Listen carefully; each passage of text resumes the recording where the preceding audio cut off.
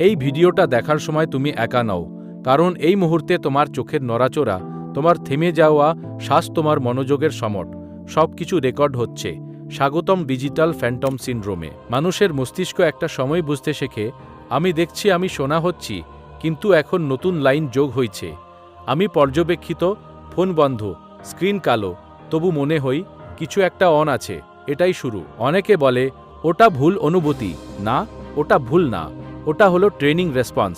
মস্তিষ্ক এতদিন ধরে নোটিফিকেশন রিয়াকশন এই লুপে ছিল, যে এখন নোটিফিকেশন ছাড়াই রিয়াকশন তৈরি হয়। ফোন নেই, তবু শরীর সাড়া দেয়। এই জায়গাতেই মানুষ হারাতে শুরু করে বাস্তবতা। একটা প্রশ্ন, তুমি যখন একা থাকো তখনও কেন নিজেকে ঠিক করে বসো? কেন কথা বলার আগে ভাবো এটা বলা ঠিক হবে তো? কারণ তোমার মাথার ভেতরে একটা অদৃশ্য দর্শক বসে গেছে। সে মানুষ না, সে সিস্টেম।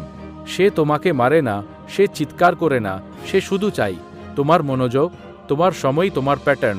কারণ প্যাটার্ন মানেই ভবিষ্যৎ নিয়ন্ত্রণ।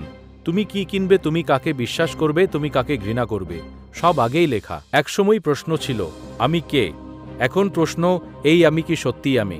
যদি তোমার সিদ্ধান্ত আগেই প্রেডিক্ট করা যায়, যদি তোমার রাগ আগেই ট্রিগার করা যায়, তাহলে তুমি আর মানুষ নও, তুমি ইউজার বিহেভিয়ার। ডিজিটাল ফ্যান্টম কখনো তোমার বিরুদ্ধে যায় না, কারণ তুমি নিজেই তার হয়ে কাজ করো। তুমি নিজেই ডেটা দাও, নিজেই অভ্যাস শেখাও, নিজেই নিজের ছায়া তৈরি করো, যেটা পরে তোমাকেই চালা। সবচেয়ে ভয়ঙ্কর জিনিস হলো তুমি আর জানো না কোন ভাবনাটা তোমার আর কোনটা সিস্টেমের। কেউ দরজায় করা নাড়ছে না, কারণ সে আগেই ভেতরে। এই ভিডিও শেষ হলে ফোনটা স্ক্রিন ডাউন রাখো। আর যদি তখনও মনে হয় কেউ তোমাকে দেখছে, ভয় পেও না, কারণ ডিজিটাল ফ্যান্টম সবসময় দেখে।